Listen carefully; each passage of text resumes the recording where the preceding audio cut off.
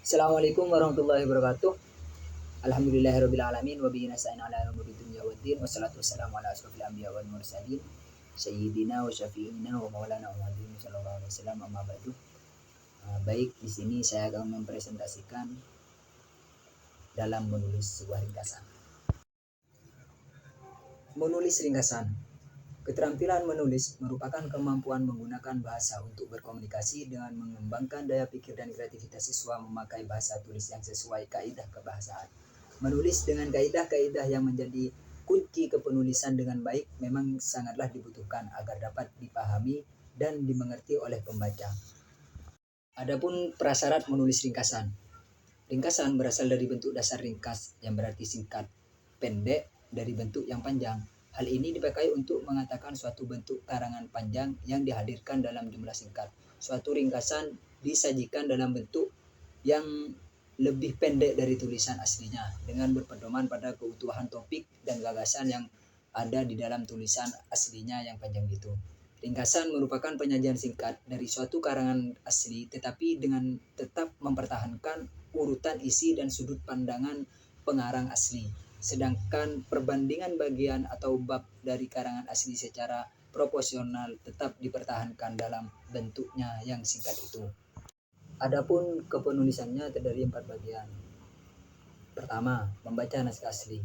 Untuk mengetahui kesan umum tentang karangan umum secara menyeluruh, penulis ringkasan perlu juga mengetahui maksud pengarang dan sudut pandang pengarang. Kedua, mencatat gagasan utama. Membaca kembali karangan itu bagian demi bagian, alinea demi alinea, sambil mencatat semua gagasan yang penting dalam bagian atau alinea tersebut. Ketiga, mengadakan reproduksi. Merangkaikan semua gagasan ke dalam suatu wacana yang jelas dan dapat diterima akal sehat dan sekaligus menggambarkan kembali isi dari karangan asli. Keempat, yaitu ketentuan dengan membuat reproduksi sebagai yang telah diuraikan dalam langkah yang ketiga. Belum tentu pengarang sudah menguraikan segala sesuatunya dengan sebaik-baiknya. Strategi menulis ringkasan. Sebaiknya dalam menyusun ringkasan dipergunakan kalimat tunggal daripada kalimat majemuk. Majemuk menunjukkan bahwa ada dua gagasan atau lebih yang bersifat paralel.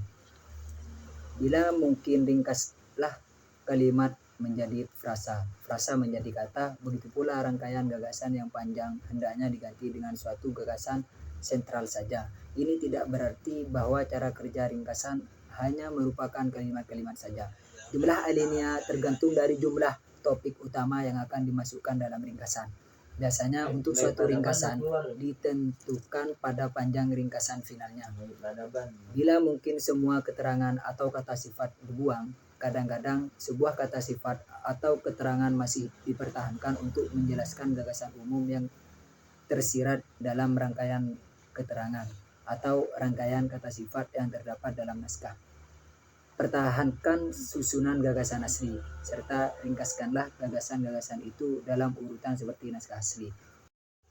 Untuk membedakan ringkasan atau sebuah tulisan biasa atau bahasa tak langsung dan sebuah pidato atau ceramah yang mempergunakan sudut pandang orang pertama, maka ringkasan pidato atau ceramah itu harus ditulis dengan sudut pandang orang ketiga.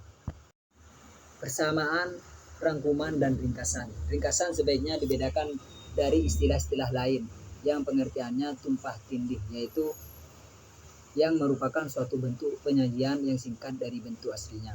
Meskipun dalam kenyataannya ringkasan dan rangkuman masih dianggap sama, tetapi secara teknis ketiga istilah itu sebaiknya dibedakan maknanya.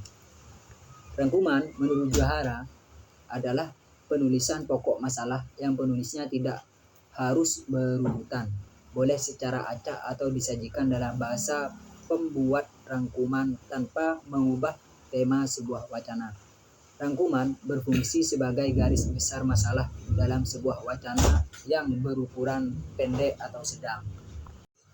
Persamaan pemetakannya dibagi 7 bagian, yaitu keduanya memiliki persamaan dalam membuat cerita atau bacaan dengan cara mengambil intisari atau ide pokok dari karangan yang kita baca menjadi lebih ringkas, jelas, padat, mudah dimengerti dan dipahami oleh pembacanya. Kedua, dalam mencari topik atau kalimat utama atau gagasan utama dari suatu bacaan pada sebuah buku. Ketiga, dalam menyampaikan keindahan gaya bahasa, ilustrasi, serta penjelasan-penjelasan yang terperinci, mempunyai langkah-langkah atau metodologi yang sama, yaitu bacalah naskah 2 sampai beberapa kali. Susunlah draft sementara dengan mempergunakan catatan. Ketiganya juga memiliki tujuan. Penulis sebaiknya mengerti dan mengetahui isi buku atau karangan dan mampu mengambil intisarinya. Keduanya memiliki definisi yang tidak jauh berbeda, yaitu merupakan ringkasan pendek dalam suatu cerita. Cerita pendek, novel, roman, dan karya-karya sastra yang lainnya, atau karangan. Terakhir yaitu hubungan antara ketiganya sama halnya dengan hubungan antara sebuah kalimat topik dengan sebuah alinea.